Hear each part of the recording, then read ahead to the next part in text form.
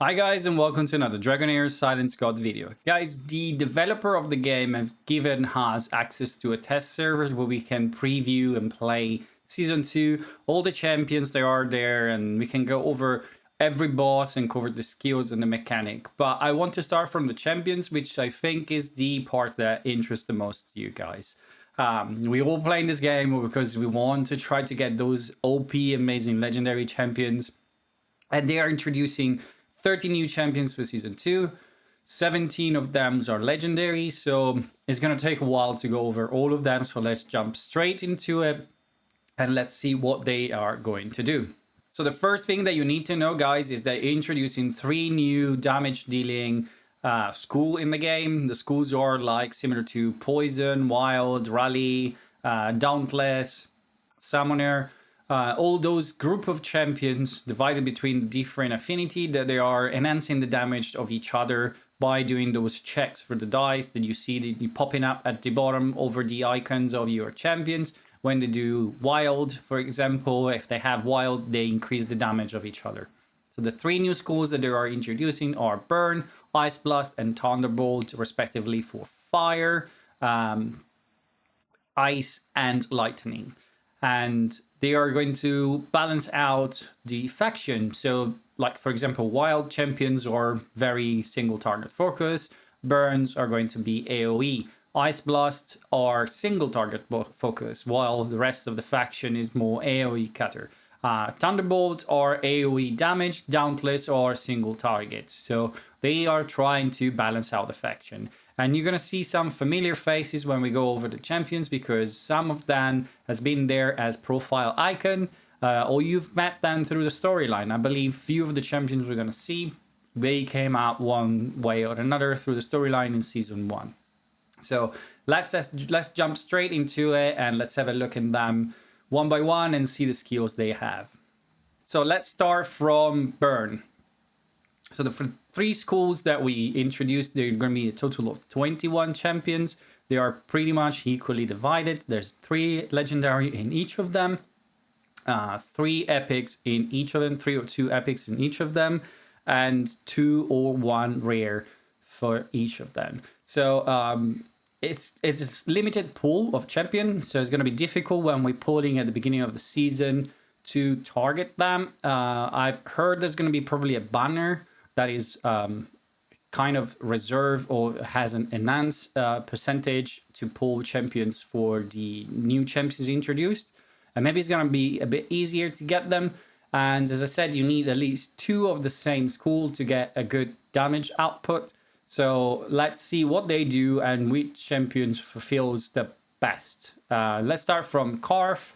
We saw him in the icons. I saw a lot of videos talking about this pirate team. And he goes with the extension of the map where we're going to play over and under sea. He's Burn champion. Let's see what he does. On his passive, when the hero skills hits an enemy inflicted with burns, deal additional 30% attack derivative fire damage to enemy and the surrounding area. The burn scales from derivative damage in this case. You're going to see some other scaling from attack. I believe Burn and Blast are those debuffs that we get from the from the Flame domain. So you're stacking up the Flame, you're stacking up the Burn, and then when you hit, you do more damage because the burns are going to sort of do a little explosion, and that's why we're spreading out our champions. On the battle skill, it strikes an enemy 6 times, each dealing 30% attack plus 200 enlightenment fire damage with a 35% chance of inflicting 1 stack of burn. So potentially you can stack up to 6 of them. He has 45% when he's book. The burn invoke explosion at the carrier position every 10 seconds, consuming 1 stack of burn and deal 140% attack fire damage to the carrier and surrounding enemy. Birds can add up to 10 stack. So as you can see, they do a little area damage every 10 seconds, and they reducing the stack of burn. And on his ultimate, he bombards all the enemies on the field 3 times, each time dealing 200 attack plus 1000 enlightenment fire damage with a 60 buck up to 75% chance of inflicting 2 stacks of burn for 10 seconds. Wow. Well, this is an entire field, 3-time hit, so perfect for any decreased defense artifact. If you have the Witches Remain, good luck using this one. It's going to be amazing. But yeah, it feels good. It scales from enlightenment, so it doesn't scale from attack completely. You're going to have to build them with a lot of enlightenment to do damage. The visual looks sick, is really, really well designed. Let's have a look at the next champion. The next one up is Ascetius. He's also a burn champion. He's a melee champion. I had tried to play with him a little bit. The visuals are crazy on this guy. The animation for his skills are absolutely amazing. He looks sick and he hits hard. I can tell you that. He has Aura, Captain Aura, increase the attack by 30% in all battle. We like that. Basic attacks deal additional 50% attack fire damage to enemy in 3 adjacent tiles in front of the hero. When the basic attack deal damage to enemy under burn, increase the hero ultimate energy by 5%. This is good for waves. You running up in front, you have the waves coming at you. You're hitting 3 of them at least with this basic attack, and you're gonna bump up your ultimate over and over, which is really, really good. On his battle skill, deal 350% attack fire damage to enemy within range, and has a 75 buck up to 100% chance of inflicting 1 stack of burn on them for 10 seconds.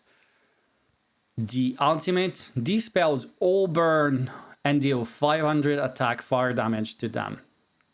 Then trigger blast to all enemy, with each enemy as the blast center. So the blast is the burn explosion. Is the active part of the damage dealing every 10 seconds. It's going to do the same damage, but you activate it instantaneously. Deal additional 190% attack fire damage to the surrounding enemy. For each stack of burn previously dispelled from the enemy, the blast damage is increased by 75%, and it goes up to 80, 85, 90%. So it's going to do a good amount of damage, and you know this guy can really wipe up the floor. The next legendary is called Durham. It looks like a bit of a reskin of Nimbus to me. Maybe a different face. That's it. A slightly different coloring. But let's see what it does.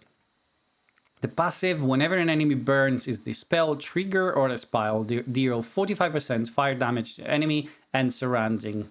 Increase the damage up to 60%. So every time the enemy are going to deal with it, if it's dispelled, expires, or anything, it's going to fire damage to them, which is interesting. Lock up to 3 random enemies and fire missiles to them. Each missiles deal 90% attack fire damage to enemy within range, with a 75 buck up to 100% chance of inflicting 1 stack of burn and unlocked target for 10 seconds. Interesting, it has obviously this ability to fire up multiple times. You have less than 3 enemies. I believe it's going to be a triple hit on a single one. Stacking up quite often that burn is going to be nice. On his ultimate, big diamond shape, bombs the area, dealing 160 attack fire damage to enemy within range with 3 times. Would ignore 15% of the defense of enemy under burn. Also grant 25% attack up and critical damage to all burns alive for 10 seconds. So this guy's probably doing less damage than the others we've seen, but he's gonna enable much more damage from the other burn champion. So it's gonna be probably a decent enabler. In compared to other schools, I think Wild is one of the easiest to play because you just need to hit the Wild check. You don't need to stack buff. And it seems it carry over to this school as well. There's no buff to build on your champion. There is no way to block them, dispel them, remove them. You just need to place burn on the enemy, and then that will be you enabling for the damage. But let's have a look at the 3 epics. The 3 epics, starting with Zarax. Zarax has a passive. When the hero and summoned units deal damage to enemy inflicted with burn, has a 75% chance of trigger blast once. Blast, as we've seen, dispel 1 stack of blast trigger AoE damage, dealing burn once. He's talking about summoned units, so you're probably going to have something in his kit that is going to summon something. The Arcane Grenade is his battle skill, deal 320 attack fire damage to enemy within range, and has a 75 buck up to 100% chance of inflicting 1 stack of burn on them for 10 seconds. And his ultimate, okay, the ultimate is where he summons. Summon a self-made turret at the target location for 20 seconds. The turret will attack enemy within range regularly. The skills of the turrets are deal 150% attack fire damage to enemy within range with a 50% chance of inflicting 1 stack of burn for 10 seconds. I'm not sure about this dynamic. It's a bit similar to Summoner. I need to play it to see how it works. I need some of those big brain player to try it out and see if it works. It feels odd to me to have a fire champion that does some summoning, but let's see how it works out. The next epic up is Arachis or Arasis, melee champion by the look of it, lizard folk. Let's see what he does. Increase all allies crit damage by 24% in all battles. Very good. The passive. When the hero deals damage to the enemy with a basic attack, there is a 30% buck up to 40% chance of inflicting the enemy with 1 stack of burn. So any attack he does, he can place this burn up. This sounds really nice because you need those burn to enable the other burn champions on your team to do damage. Gains a 250 attack shield for 5 seconds, which help him stay alive. And is obviously scaling from attack, his damage scaling from attack, so it's good. Then deal 60% attack fire damage to the enemy around the hero every 0.8 second for 4 seconds. Okay, so it's sort of creating sort of a field around him and dealing damage. We've seen this with other champions. There is one in Lightning in particular that has a field around him, the same shape, dealing damage regularly. Let's see what kind of damage it does, but his ultimate deals 475 attack fire damage to enemy within range. If the targets are on the burn, dispel all burn from them. Every stack of burn dispel deals additional 220 attack fire damage to them. This can be a massive hit because obviously it has a good multiplier as a basic, 220 additional for every burn these dispel. So if you start dispelling 2-3 burns at the same time, this is going to do massive damage and is area damage. So yeah, this champion here, this epic here sounds really good and I would like to try him out. The last epic is Lyle. Looks like Corin brother, twin brother probably, different paint, different coloring again. Is a bit of a reskin. Let's see what kit he has. Increase accuracy as an aura. His passive for each enemy inflicted with burns on the field, the hero gains stuck up 5% attack up to 10 times. So if you're facing... Well, if you need to place those burn out quite a lot, it's going to boost his attack. He doesn't need the increase attack. It's interesting. On his battle skill, cast a fireball that can bounce between enemy for up to 5 times, dealing 100% attack fire damage to the enemy upon hit, with a 75 buck up to 100% chance of inflicting a stack of burn for 10 seconds. Fireball will prioritize enemy that are not inflicted with burn. So we've seen other champions that have this ability. I'm thinking Irina, Vidimir. There is a poison one, which I don't remember the name, that has a bouncing attack one. They can do decent damage. I don't know in particular this one. The multiplier doesn't seem crazy, but could be interesting to try out. And the ultimate deal 550 attack fire damage to the enemy within range and trigger blast on enemies inflicted with burn. So it's sort of what Corin does with the poison explosion. This one does with a fire.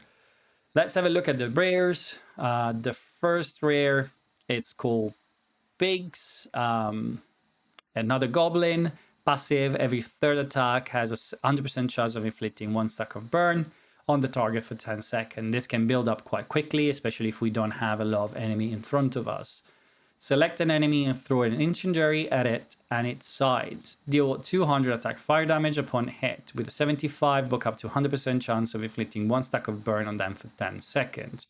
And the ultimate, strike an enemy with a range with 5 times, each dealing 130 attack damage with a 30% buck up to 40% chance of inflicting 1 stack of burn. 5 times though, on them for 10 seconds. So this can build up the burns quite quickly as well. Sounds good for a rare. Let's see the other one. Percival. Percival has a Captain aura that increased the attack by 24% in attack City of Trials.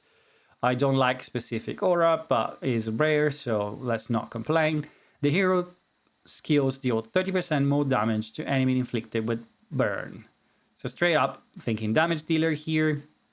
The battle skill strikes an enemy 3 times, each dealing 135% attack fire damage with a 75 buck up to 100% chance of inflicting burn on them for 10 seconds. 3 time hit, 3 burns up. Let's see what the ultimate does. Granted 20% attack up to all burns alive for 10 seconds. That is massive. It's bigger than the set. Then attack and deal 650% attack fire damage to enemy within range. That could be a big hit, considering that it can do 30% more damage over here. It has going to be under the 20% attack up. For a rare, this can be a good damage. It does a 3x3 area. I think it can do well. But what you guys think? So this is everything for the burn school. Let's jump to the next one and let's have a quick look at the champions over there. The next school up is Ice Blast. We're starting from Beldel, legendary champion, Captain Aura, increase attack, crit damage for all battles. Always good. If the hero has Ice Crystal, after casting a battle skill, consume 1 stack of Ice Crystal to cast the skill again. Damage dealt from the current skill will be increased by 25% upon triggering the effect, up to 100% of the base damage. If the skill is triggered again with the 3.5, the accumulated damage bonus is emptied. The battle skills deal 250 attack cold damage to enemy while ignoring their shield.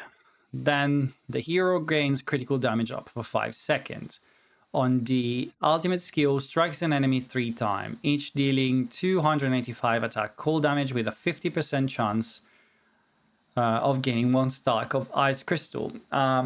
Yeah, I mean, these champions need to build up the Ice Crystal to do more with their kit. It's a bit similar to what Rally does. You have to have a buff on you to do more damage, to do more with your kit. I found that a bit more difficult to play compared to Dauntless or Wild, where they just need to trigger the check. This can be removed usually, can be blocked from a block buff.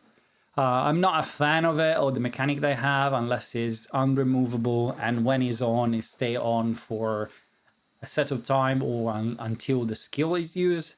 This can fall off because it's only lasting for a set of time usually. I don't know. It seems, of the choice available, it seems the less interesting. Let's see what the other champions are bringing and if they make more interesting this Ice Blast. Maybe it's just a first impression. The second champion up is Zorak. Beautiful champions, beautiful visual as usual. Let's see what it does. This passive, when an ally casts a spell then consume Ice Crystal, the hero fires an icicle at the current target, dealing 50% attack derivative damage with a 35 book up to 50% chance of gaining 1 stack of Ice Crystal. So this is a bit what Uber does, I think, when someone else get Rally or consume Rally, gets Rally, this guy get Ice Crystal and he's going to do the same. But he's also doing an attack to the same target. Interesting.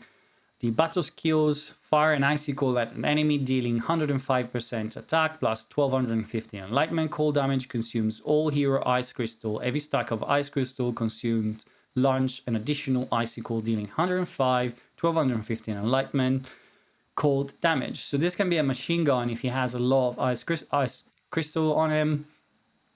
I haven't seen anything so far that gives a lot of Ice Crystal, maybe 1 or 2. It can be interesting. You can bump up some damage here. Let's see the ultimate. Grants a 40% damage up to all Ice Blast allies for 10 seconds with a 100% chance of granting them 1 stack of Ice Crystal. Meanwhile, all Ice Blast allies gain the effect of Zarok passive skills for 15 seconds. Wow. So, okay, so you're doing a lot of damage here. You doing damage and you're bumping up the damage of the others and you're giving them this amazing passive. but still no one gave in a lot of Ice Crystal over here.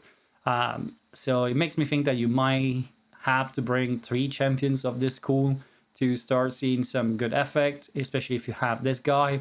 So you need someone giving crystal, he's enabling a lot of damage, and then you need a damage dealer.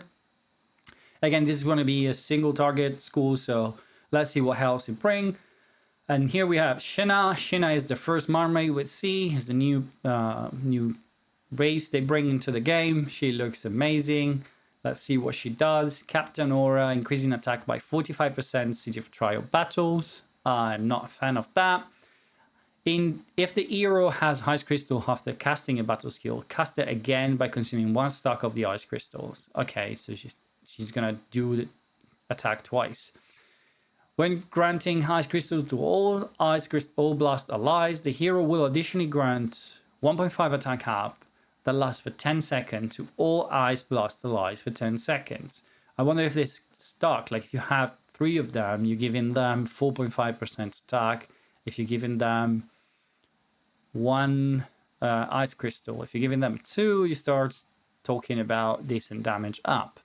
Interesting. She's probably an enabler, something along the line of Altin that, or Laurentil, or those champions that boost their own faction school damage dealing champion. Let's see the battle skill. Battle skill: generate a frost bomb after brief channeling, dealing 90% attack cold damage to the enemy. Generates an extra frost bomb for each stack of Ice Crystal the hero has. Each time a frost bomb hits the target, there is a 50%, but up to 75% chance of granting 1 stack of Ice Crystal to an Ice Blast ally. So again, she's building up those Ice Crystal. She can do it multiple times. Interesting battle skill. Let's see the ultimate. Ultimate cover the entire field. Continuously cast the spell for 6 seconds. During this period, strikes randomly random enemy every 0.5 seconds. So it's a 12 hit. Each time dealing 80% attack cold damage with 50% chance, buck up to 65% chance of granting 1 stack of Ice Crystal to all Ice Blast allies. Okay, so you're eating 12 times and you have 65% chance every time you hit someone to build up 1 Ice Crystal on all Ice Blast allies. So again, if you bring three of them, one being this champion, you're going to build those Ice Crystal up very, very quickly, and the other 2 are going to do crazy damage probably. There's not much damage in this kit.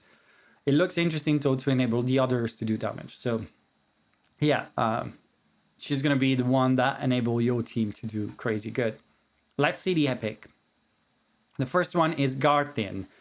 Dwarf, Captain Aura, 30% dungeon battles attack. Passive: if the hero has Ice Crystal, after casting a battle skill, consume 1 stack of Ice Crystal and cast the skill. Again, this is very common through Dam. It seems that everybody has pretty much this part of the kit. Upon obtaining Ice Crystal, the hero gains crit damage up for 5 seconds, so she's going to be a damage dealer. On the battle skill, strikes an enemy twice, each dealing 290 attack cold damage. Then the hero grants crit rate bonus for 5 seconds. Gains 1 stack of Ice Crystal immediately if the strike is the kill an enemy. Conditional, not the best. Let's see the ultimate skills. Jump towards an enemy, dealing 780 attack cold damage, and gain 1 stack of Ice Crystal. So this one is good. Probably going to do a massive damage dealing skill single target. And she's building those Ice Crystals again. So they are decent in keeping up the Ice Crystal on themselves. Let's see the other epic is Sadik. Sadik has a passive. If the hero has Ice Crystal after casting a battle skill, cast it again by consuming 1 stack of Ice Crystal. Again, the hero skill has 50% chance of ignoring 30% enemy defense. This one is crazy. And it seems to be happening beside the fact that it has Ice Crystal or not. It's going to have 50% chance of ignoring 30% defense. It's better than the set. This can do very good damage if he has damage in his kit. Strikes an enemy 3 times, each dealing 80% cold damage. Increase the damage of this skill by 10% each time the skill is cast in a battle. And this effect can stack up to 10 times. So it's going to increase potentially his attack up to 180%, 100% more from this part.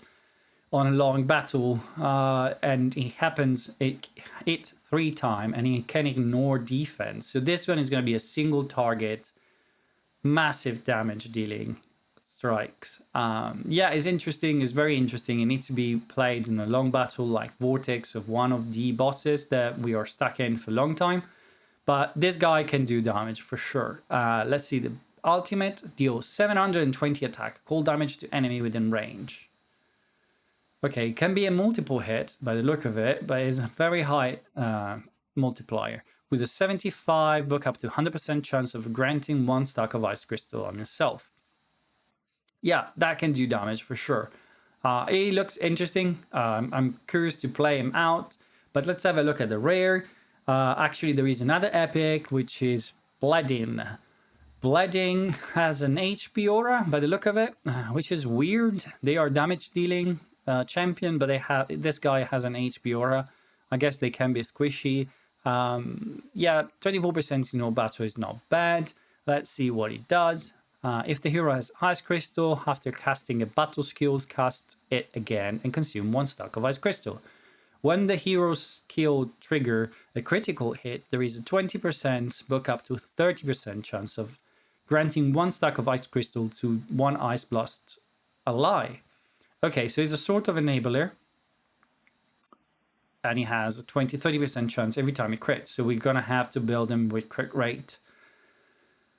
Make me think about that aura. It's a bit weird, but let's see what he does. Strike the enemy twice, each dealing 190% attack cold damage with an additional 20% chance of triggering a critical hit. So you only need 80% crit rate. Yeah, that's going to do damage. It hits twice as well. So it's a good damage dealing skill for being a battle skill. Let's see the ultimate. Grants 20% attack out for 10 seconds, just on himself by the look of it. And 2 stack of Ice Crystal to the hero. And the Ice Crystal ally with the highest attack. Okay, so if you have 2 champions and you build the other one with the highest attack, he's going to grant it on himself and the other damage dealer you bring. Then strike the enemy 3 times, each dealing 260 attack cold damage with an additional 20% chance of triggering a critical hit. So again, 80% crit rate. When he crits, he's going to build those crystals up. He hits 3 times, so you can build up those crystals very, very fast. This guy is very interesting. If you have intention to play this school, I think is one of the most obtainable. The Sirens is a legendary, so it's going to be difficult to get. This guy is going to be a great, great enabler. So yeah, I think that if we're playing the school, this guy is going to be in our team almost all the time. Let's see the rare. The rare is called Nord. Has a passive. If the hero has Ice Crystal after casting a battle skill, cast it again by consuming 1 stack of Ice Crystal, like everybody else in the school. When the hero deals damage, there is a 20% chance of granting 1 stack of Ice Crystal to the Ice Blast ally with the highest attack. Similar to the other one, it does it every time it deals damage, so I'm assuming he does it also on his normal attack. It's only 20%, but still can happen quite often. Interesting. Decent enabling champion as well. Strike an enemy twice, each dealing 210 attack cold damage. Pretty basic. Deals 700% attack cold damage on his ultimate to enemy within range, with 100% chance of granting 1 stack of Ice Crystal. Yeah, I mean, it can be okay. It's a rare, obviously, it's going to be underwhelming compared to the other. I think this school is interesting. They are a single target damage dealer. We play them in very specific area of the game. I feel this epic is going to be very important for us because this section over here is very difficult to obtain. I think this guy and this guy can do together a lot of damage. He has a very good damage dealing kit for long battles. This guy is probably the best enabler around here if we exclude the Siren. Yeah, I think it's going to be interesting, and they're going to see some playtime, I think. But let's jump into the next school. Right, the third school is called Thunderbolt, and they are supposed to be as well AoE damage dealer. In the Lightning faction, we have the Dauntless champion. Those are more single target. But let's see what they do. The first champion we're going to get up is Nissa. I believe we saw her during the storyline in Season 1. She was at the end of the storyline, I think, in the darker part of the map. I might be wrong about that, but let me know in the comment down below if you think you saw her as well. Attack 45% the City of Trials. I'm not a fan of these auras, you know that by now. At the start of the combat, release a mechanical creature to follow the nearest enemy, keeping them inflicted with electrocute. When the followed target dies, the mechanical creature will reselect an enemy to follow. So it seems like that electrical creature cannot be killed and just keep electrocutes on one enemy for the entire fight. Electrocute invoke a lightning chain at the carrier's position every 4 seconds, dealing 35% attack, derivative damage, and the carrier and up to 4 additional targets. So we're building them probably with enlightenment to do damage. It does a small area damage, dealing pulsing every 4 seconds. Interesting. There is a champion on the lightning, I believe it's an epic, that generates an electrical field around them. This sounds similar, but it's not attached to the champion, it's attached to this mechanical creature. On her battle skill, deals 450 attack lightning damage to enemy with a 75 buck up to 100% chance of inflicting electrocute on them for 8 seconds. Then trigger Thunderbolt. Thunderbolt is probably going to be like blast for the burn one. It's just an explosion. Yeah, it said that there. It's basically a trigger of the elemental damage once. Okay, and the ultimate skill targets an enemy, instructing mechanical creatures to follow the target and initiate an electrical field that centers around the target for 10 seconds. When an enemy is inflicted with electrocute, mechanical creature trigger thunderbolts on them 2 times and deal 120 attack derivative lightning damage to all enemies with the electrical fields. Okay, so it's basically gonna bump that lightning all the time. Interesting. Let's see how he plays. It's an AoE, but it's not covering a lot of the fields. It's going to be more targeted around the champions. They need to be grouped to take a lot of damage. Can play well on waves. Probably less interesting for places like Arena, where you can spread out your champions and they're going to stay spread out. But let's see the other champion. And wow, this visual is something. I mean, this guy's giving me Darth Vader vibes straight away for some reason. Parkunte. I mean, I'm shocked by this visual. Look at this. When you're moving around, wow, those sparkles flies. Yeah, I mean, amazing champion. Let's see what he does. Increase allies attack by 45% in Gladiator Arena. Champions for Arena for sure. Let's see what damage dealing we have here. When on the field, the hero gains 1 stack of Overwhelm, which with unlimited duration whenever the electrocute is triggered. So it's building up those Overwhelm. This effect cannot be dispelled and is capped at 30 stacks. Okay. At the same time, the hero casts a lightning, dealing 40% attack lightning damage to the enemy with the lowest HP. The fewer enemy on the field, the higher the damage, up to 500 of the base attack. So the more you kill your enemy, the more this damage is going to increase. And it's going to increase with that Overwhelm. Wow, this can be really nasty in Arena, because when your champions start falling low, it's going to target them. Or it's going to start to target your damage dealer in the beginning of the fight, which is usually the one that has the lowest HP. Yeah, I mean, yeah, this sounds already very, very interesting. The battle skill deal 220 attack lightning damage to enemy within range with a 40% chance of inflicting electrocute on them for 8 seconds. Then trigger Thunderbolt once on them immediately. Okay, possibly a decent battle skills, interesting, big area this time. So yeah, I mean, more damage out of this. And the ultimate cover the entire field.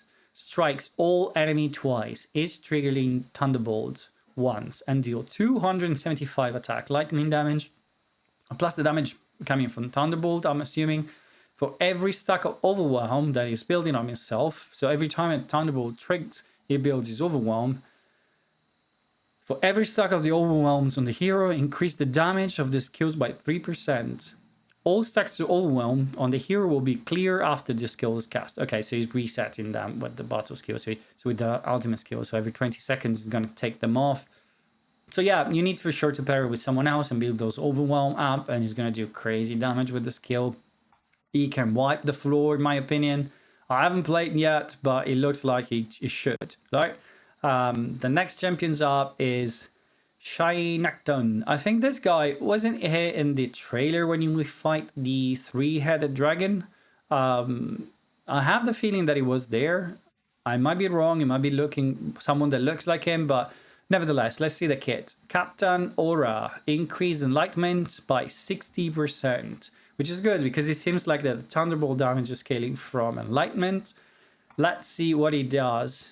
Use lightning to strikes up to 2 random enemies inflicting with electrocutes every 4 seconds, dealing 120 lightning damage with a 70 buck up to, what is that, 80% chance of inflicting electrocutes on them for 8 seconds. And you're going to stack up 2 of them on the passive. Wow.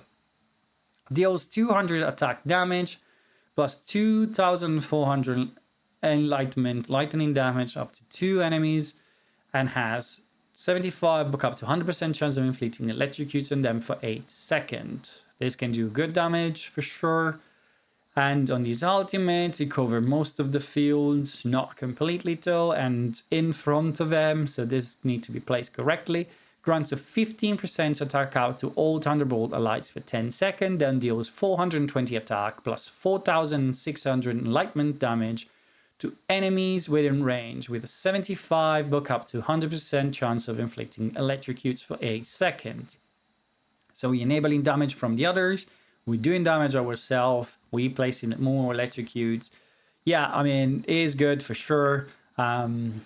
Probably more PvE champions to me compared to the other one that we've seen them was more PvP. Let's see the epics though. The first one is Mr. Boring. Yeah, very bland design. Hirvolm. Passive skill. When an enemy electrocute is triggered, reduce the hero current battle skill recharge time by 10%. This skill only take effect every 3 seconds. So if we staggering those electrocutes to bump up, they bump every 4 seconds. So they should be happening very often, and you start reducing 10% of the recharge time of this 3 seconds. So okay, yeah, I mean, nice. The current battle skills, so it's going to reduce the battle skills of 10% every electrocute. So let's see how much the recharge time is. 10 seconds. You're reducing it by 10%. You're reducing 1 second every time an electrocutes happen. A stagger of 3 seconds. It doesn't say what happens. There is limitation of this. When it goes down to 1 second, what is it going to do? Is it going to use these skills every 1 second? That can be nice to test. I need to try this out. I'm going to write down a note and try them out. So on the battle skill, deals 320 attack lightning damage to enemy within range with a 40% chance of inflicting electrocutes for 8 seconds. Okay. The hero gains 20% attack up for 10 seconds only on himself, dealing 400 attack lightning damage to enemy within range. If the enemies are under electrocute, deals 450 attack lightning damage and triggers thunderbolts once on them.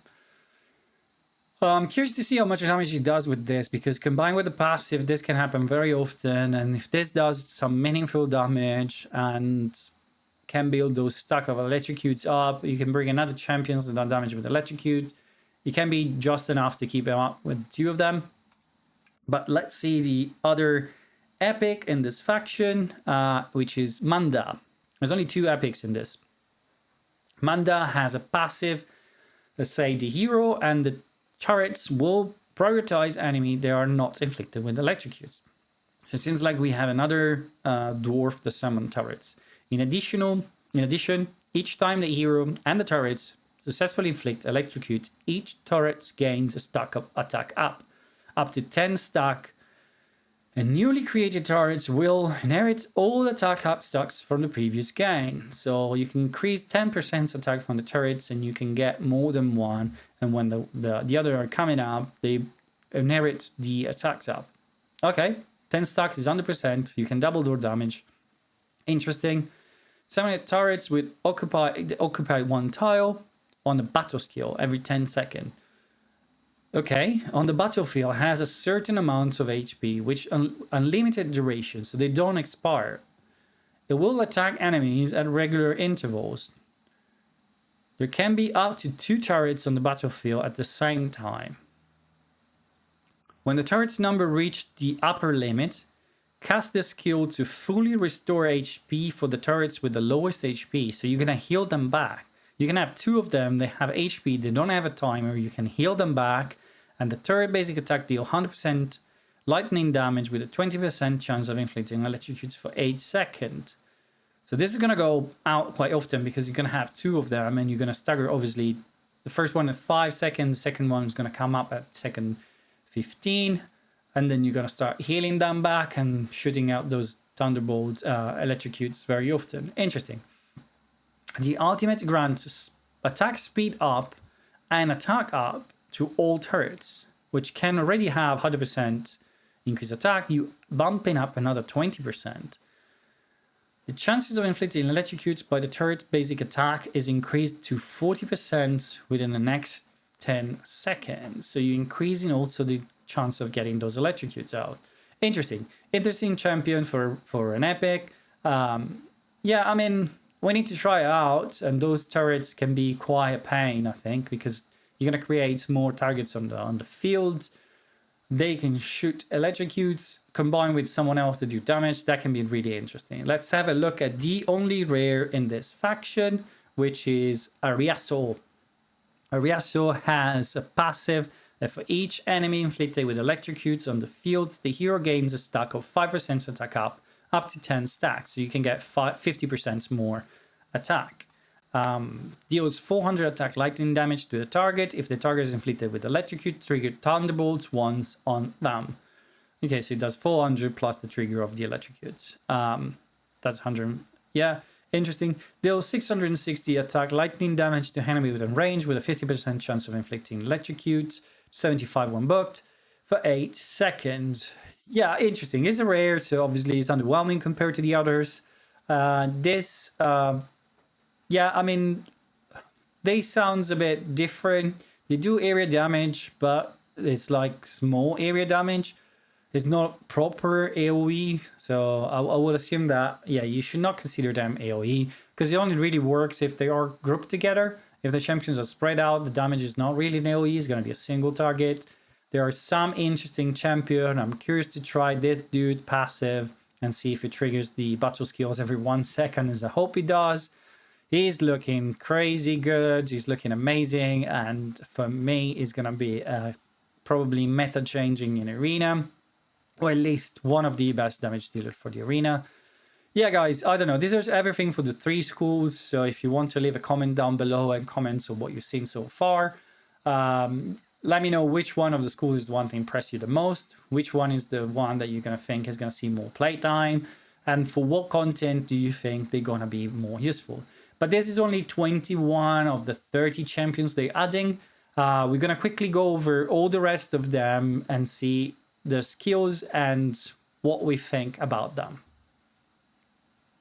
So the first champion app is Malak. Malak is a defense tank from the Poison Affinity. Poison Affinity has probably some of the most interesting and useful tank. I'm thinking Thurbat, I'm thinking Urgander, which is crazy good. I'm lucky to have. Let's see what this guy does. He has a defense aura that increases defense 45% in Grand Gladiator Arena. I believe it's the same that Urgander has. His passive, when inflicted with control or ultimate down, gains a 15% ultimate energy and heals the hero by 10%. This effect can only occur once every 2 seconds. Also, if the hero fails to resist the control or ultimate down, there is an extra 40% chance of nullifying this effect, and it can be booked up to 50%. So this guy with no resistance have 50% chance to resist any control. The control is those purple icons, stun, silent, mute, knockback, all those purple icons that you see. He can 50% chance of resisting them even without any control.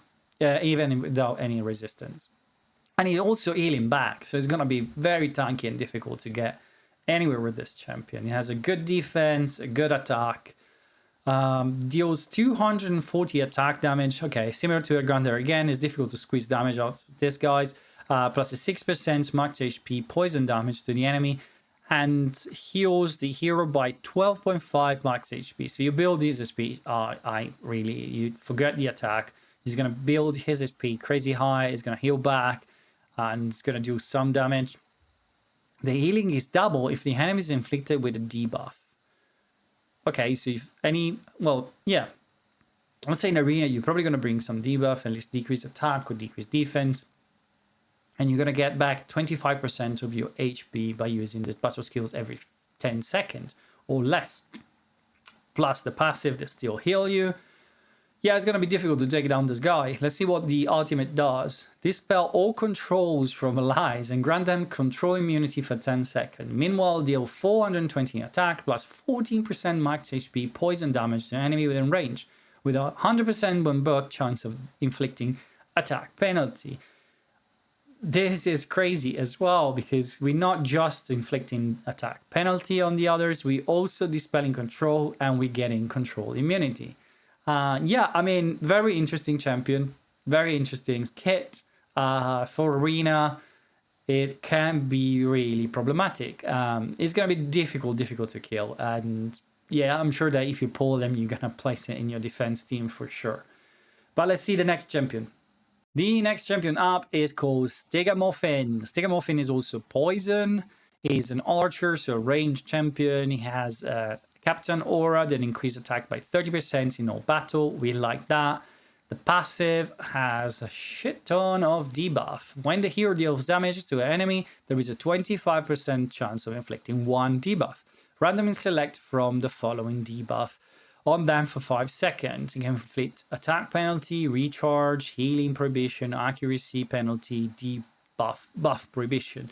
Yeah, I mean, I'm not usually a fan of random champions because they are very difficult to play, especially in the PvE environments where you can't really predict what buff you're using.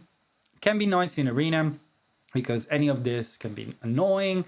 I'm comparing it to champions in the Lightcode of Ripcast that has a similar skill that does random debuff out. Ripcast is really good champions. If you have him, you play him. So I'm not, you know, playing down on this guy. It can be amazing. I just find it more difficult to rely on champion that do this sort of skills. But what do you think, guys? Nevertheless, the battle skills deals 300% attack poison damage to enemy with the highest attack, marking it for 6 seconds. During the time, the hero will shoot an additional arrow to them when launching a basic attack, dealing additional 80% attack poison damage. Okay, so it's gonna mark the champion with the highest attack, hitting him and attacking him every basic attack that's gonna be happening very often in the next 6 seconds. So it's gonna target not just the champion in this range, but also the highest attack, which is gonna be your enemy max damage dealer. Yeah, it can be played in arena for sure. This one is gonna attack champions that come in the front and those that you hide on the back, or whatever they move. If they are, even if they are jumper champions, those champions that jumps the line and comes to your back line, you're still gonna attack them. So that is very interesting. It can be find some playtime for sure. Summon Magic Nexus that lasts 8 seconds and the target area, dealing 65% poison damage to enemy within range every 1 second.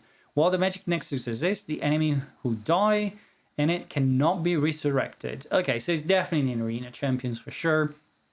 Resurrecting is very annoying in arena. Can be annoying in waves, but we've seen it less often, unless we're going to have a boss that does a lot of revive. This guy is a pain. You're not going to be able to play against them like you usually. You're going to have to think around this. And the fact that he's going to target your damage dealer. Very interesting champion, but let's jump into the next one.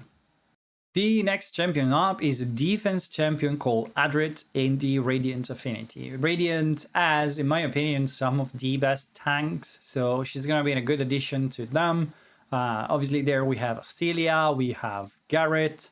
They have very good tanks. They usually don't bring a lot of debuff, at least so far. They brings a lot of support. Let's see what she does. As a Captain Aura, defense 30% in all battle. Crazy good. We love that.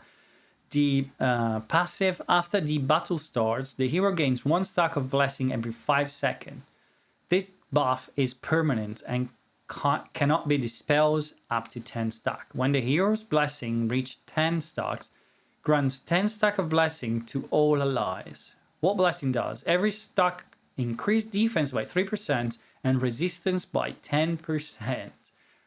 Okay, this can be placed everywhere in the game and be good. You're going to build your team defense and resistance over time very quickly, and you're going to get, 10 stack of this means that you get 100 more defense and 30% more defense, under more resistance and 30% more resistance, defense. Oh, come on, can I talk? It's very difficult to record a video this long, guys, but nevertheless, she gives to the entire team 30% defense and 100 resistance as soon as she gets those 10 stacks, which is going to happen after 50 seconds in the fight. So it's going to be a longer, prolonged fight to get the maximum out of it. Can be placed probably also in arena. Sometimes the battles go longer than a minute. But let's think this like in Vortex. You're going to increase your resistance, which is interesting. There's not many teams that play resistant in Vortex to resist those decreased defense. But you can start thinking about that, and you're going to get a defense up of 30% for the entire fight as soon as you reach that. So this can be pretty nasty. Let's see the battle skill. Heals the ally with the lowest percentage of HP by 200% defense, and grant defense up 2 to them for 5 seconds. When this skill is cast on target below 50%, heal will increase by 30% to reduce the recharge time of the target next battle skills by 50%. Gosh, this is crazy. This is crazy. Yeah, it's a single target, but it does wonder for that champion. If he falls down low, you're going to make him survive for quite some time. Let's see the ultimate skills. Enhance the hero for 10 seconds, increasing all allies' healing received by 50% in the duration, and increase the hero basic attack, dealing 300 defense radiant damage each time. When enhanced, each of the hero basic attacks grants the ally with the lowest HP with 180% defense healing and has a 100% chance of dispelling 1 debuff from them. Wow, this is crazy. This is crazy. She's gonna be a healing machine. So yeah, she doesn't place any debuff. She's gonna help your team. She's quite in line with the Radiant tank. She is interesting. She's definitely interesting. And she looks amazing. I'm curious to see this champion in battle. It's going to be very, very interesting. But let's jump to the next one. The next one up is Rose. Rose we saw during the storyline. She was the one that was questioning us about our knowledge about this word. Let's see what she does in battle. She's Radiant support. Goods based stats. Obviously, she's legendary. On her passive, when the hero has a buff, the enemy cannot resist debuff inflicted by this hero. Whoa, so you just need to put her buff on her and she's gonna be no need of accuracy, placing debuff everywhere. So there's no resistance that is gonna be stackable against this champion. Only block buff. Interesting. Deals 250 attack plus 2,400 enlightenment radiant damage to enemies within range with a 75 book up probably to 100%. Yes, to inflict recharge speed penalty for 5 seconds. Meanwhile, the hero gains enlightenment up for 5 seconds. So she's going to have 5 seconds every 10. She's going to have enlightenment up, which is the buff that she needs to be not in need of any accuracy. You just need to bring someone else to go over the other 5 seconds. You're going to be Gucci. That's interesting. That is interesting. She's going to be very difficult to face. You're going to probably have to place a block buff on her or dispel constantly what she does. But if you build resistance, I mean, that can be interesting. Cast these spells 4 times, each dealing 80% attack plus 800 enlightenment radiant damage to a random enemy and the enemy around it with a 75% book up probably to 100%. Look how long this skill is. 100% chance of inflicting attack penalty 2 for 10 seconds. So she placed this at 4 times. Random enemies. Yeah, random enemies are the part that is less interesting, but I mean, we're not facing usually more than 5. So you can at least get half of that. Meanwhile, here's the allies rounding the random enemy by 4% target match speed plus 600 enlightenment with 100% chance of dispelling one debuff from them. The heroes cast this spell one extra time every...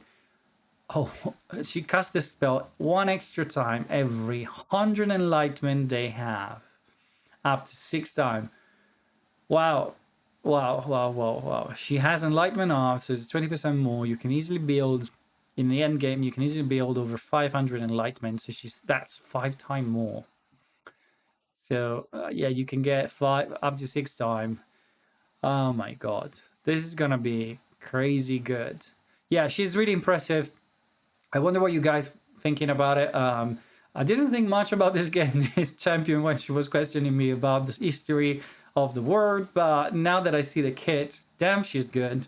The next champion up is also Radiant, is another support. It's called Faisa. I guess I'm pronouncing that right. I'm not sure. Sounds very Latin to me, South American or something like that.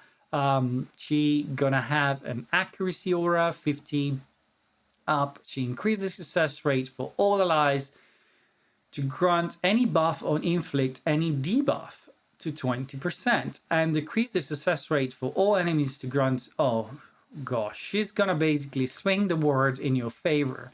20% more for anything you do, 20% less for anything they do, buff or debuff. That's crazy. That is crazy. She is game changing. I mean, yeah. Unpredictable 20% is enough though to be very annoying. Let's see what else she does. Battle skills. Grants damage reduction and damage delay to all allies for 5 seconds. Some other champions have damage delay, or is this the first time they introduced that in the game? It covers the entire board, so it's to all our allies. Damage reduction, take damage 30% less, we know that. Damage delay, 40% of the damage taken is deducted gradually over 5 seconds instead. So you're taking 60% of the damage straight away, and 40% of that is gonna spread out over the next 5 seconds. So you can get like a healing over time and heal back and not die. Interesting skill, interesting buff. Yeah, I hope she has some healing over time or some stuff like that, so we can see this through completely and you don't need to bring someone else. But let's see what she does on her ultimate. Deals 720 attack radiant damage to all enemies and has a 50 book up to 75% chance of inflicting blind and recharge speed penalty on them for 10 seconds. Then grants debuff immunity to all allies for 10 seconds. Okay, so no healing over time. Still good. It's not as good as it could. Debuff immunity is powerful, obviously, don't get me wrong. But if she had in her kit something that heals over time, it will make complete usage of this. You now have to pair her with someone that does it. Probably Catherine does it, which can be useful. She's quite accessible being an epic. Can be interesting for this rarity. She's really good and she's going to be really annoying with that passive in particular, in my opinion. But let's jump into the next champion. The next champion up is called Quaisita. I call it Quaisita, just because the previous champion was also sounding quite Latin, and I like that pronunciation. She's a defense tank from the Necrosis Affinity. She has a defense aura, 45% in Gladiator Arena. So again, we're probably going to look at an annoying tank to take down in Arena. Let's see what she does. When taking damage, there is a 25%, book up to 35% chance of inflicting recharge speed penalty on the attacker for 5 seconds. The hero takes 30% less damage from basic attack. Okay, this is good. And she's going to be probably mostly effective against Dauntless. Dauntless skills are always considered basic attacks, so she's probably going to take 30% less damage to anything they do.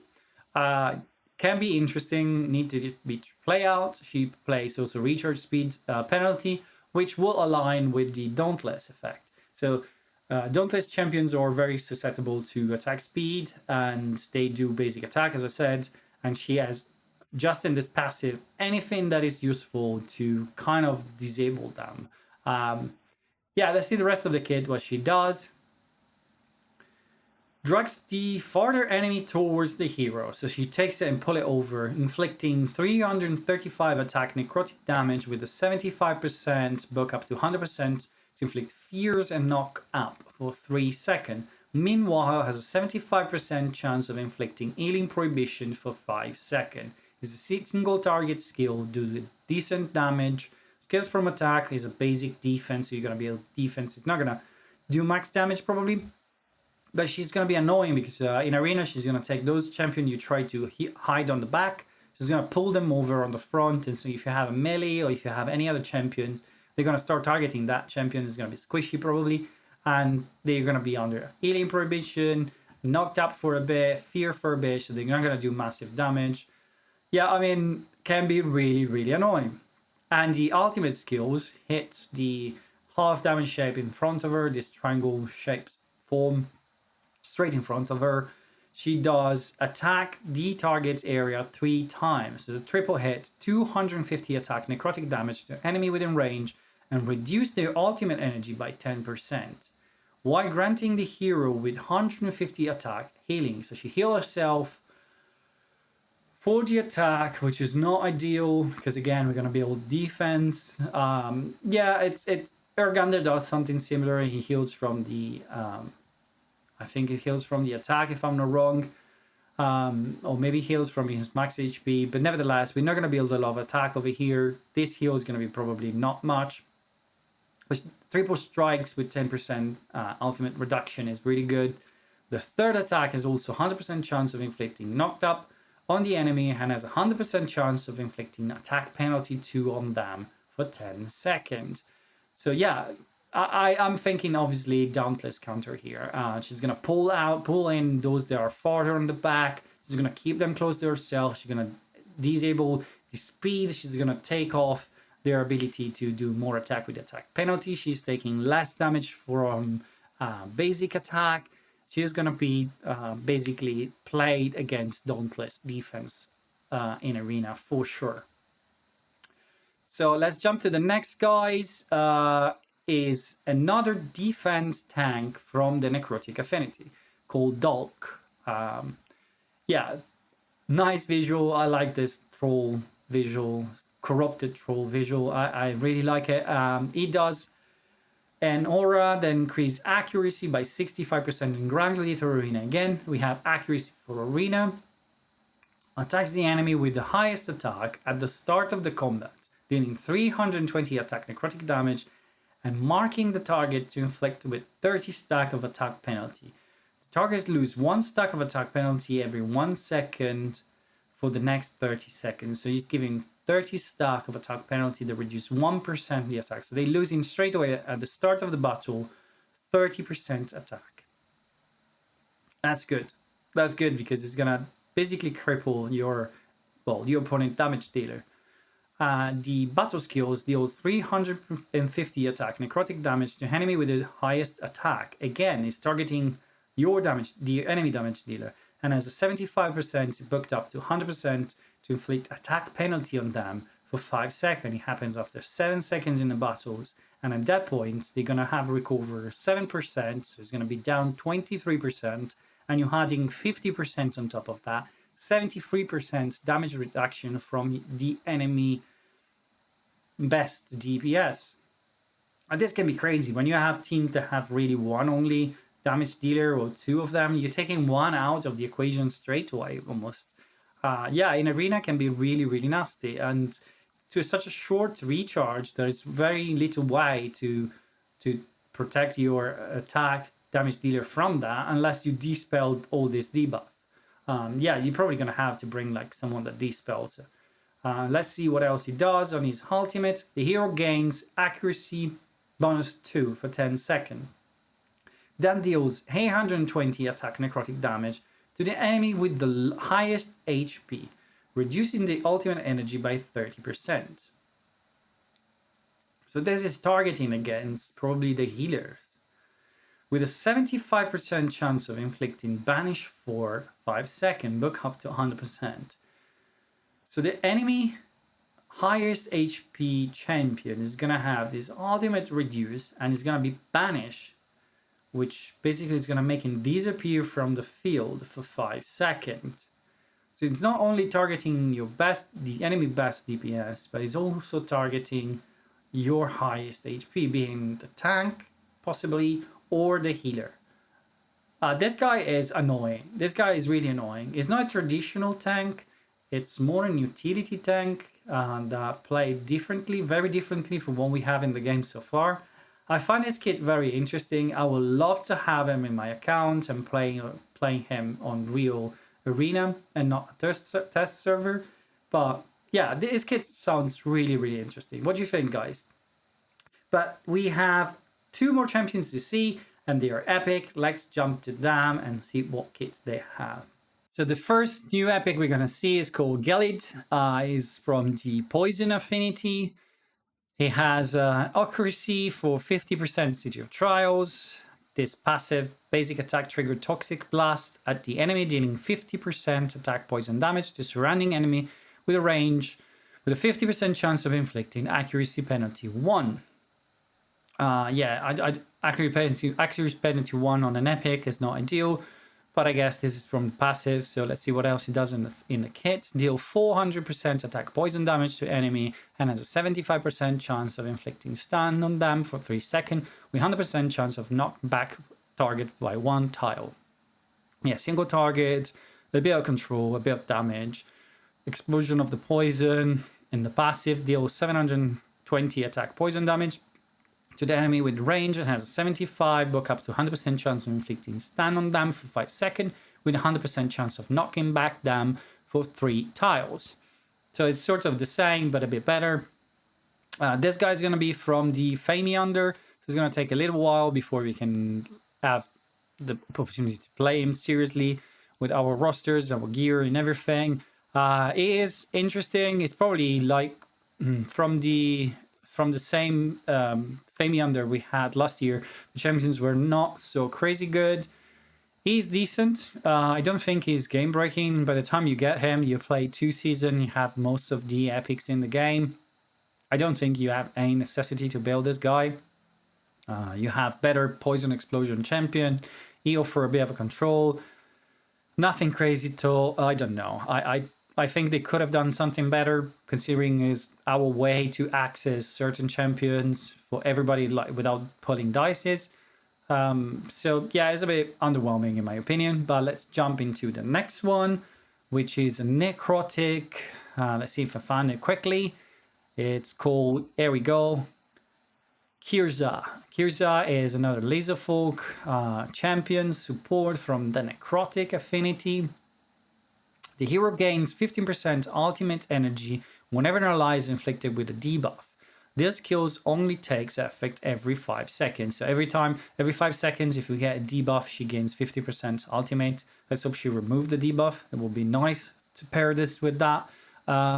Deals 310 attack necrotic damage to enemies around the hero, has a 75% chance of inflicting shield prohibition on them for 5 seconds.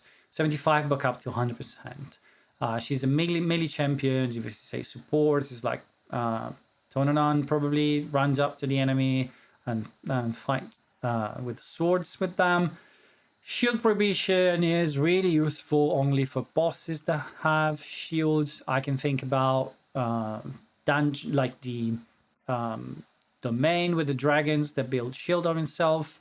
There is also a grave with the boss that does shield on himself. But those are really the only places where we play this one. He's 100% and is on a fast recharge battle skill. So it can be interesting and played around. I usually find more difficult to play with battle skills than ultimate because I cannot time them. So there are many factors that can come in place. You need to time your skill haste very nicely. And you need to hope that that boss doesn't have any recharge penalty. Because as soon as that lands, and it doesn't land always, your timings are completely off. And so, yeah, I mean, interesting, but quite easily just curable in my opinion. And the ultimate strikes the enemy 3 times, each dealing 300 attack necrotic damage with 50% chance of inflicting recharge speed penalty on them for 10 seconds. Meanwhile, the third attack has 75%, buck up to 100% of inflicting attack penalty too. Okay, so for those bosses, this is more interesting because, as I said, one of them factor was the recharge speed penalty. We are instead placing this on the boss, which will help stay up in time. This is going to be a 20 seconds. If we're placing the recharge penalty on the boss, we can stay up with bosses that even if they have 18-second recharge time, we can still get on time with them. And try to imagine to have your battle skills down to 9 seconds. That means that will happen twice for each rotation, making the entire kit way more valuable for those bosses. Interesting champion. This one is going to be from the Pillar of Trials. So again, Pillar of Trials open late in the game. We're going to have play time with the champions only late in the season. So for this season, really, we're not going to rely on her. It's going to be more a champion that we're going to use through season 3 or whatever comes after season 2. She is really interesting. I like her kit. I think she's probably of those that remove or blocks the shields of a champion. She is the one with the most interesting kit we've seen so far. I'm thinking about Brody or other epics that have only like 75% attack down or stuff like that. She has a very complete kit to deal with those kind of champions, with those kind of bosses. So yeah, I am curious to see how she play. It's gonna take time though. And this one is the last champions of the new batches that is coming into the game. So guys, what do you think? After we saw all of them, many of them look quite impressive. The 3 schools we've seen, Burn, Ice, and Thunderbolt, are going to see some playtime in my opinion. I can see Burn being very good. The AoE effect, the triggering effect, and the fact that most of the champions have AoE skills are going to be really interesting.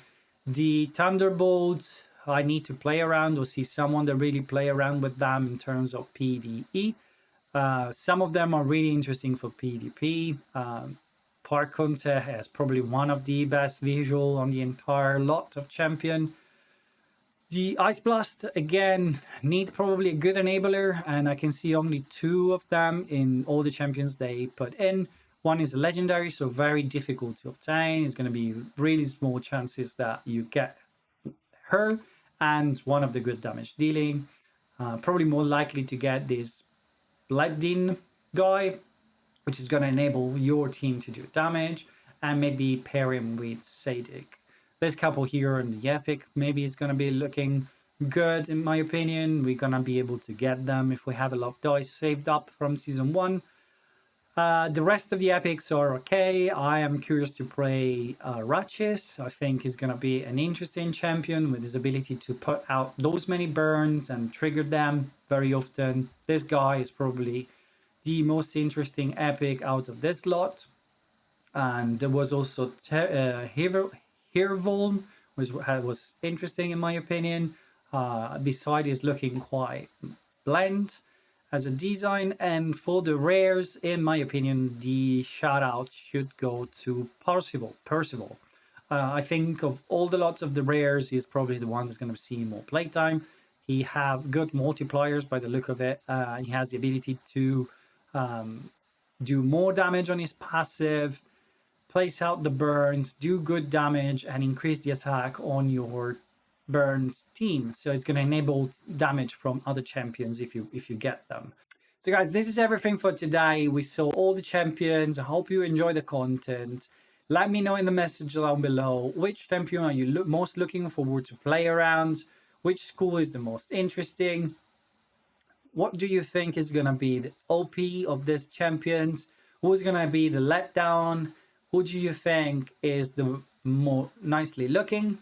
For me, he's an easy win. You know that probably if you watched the entire video. Yeah, guys, this video took long to record because I had to do it twice because my OBS was going crazy. I hope you enjoy it, and if you did, like and subscribe. I will read all your messages on this video, and I'll see you soon with another video about Dragonheir Silence God.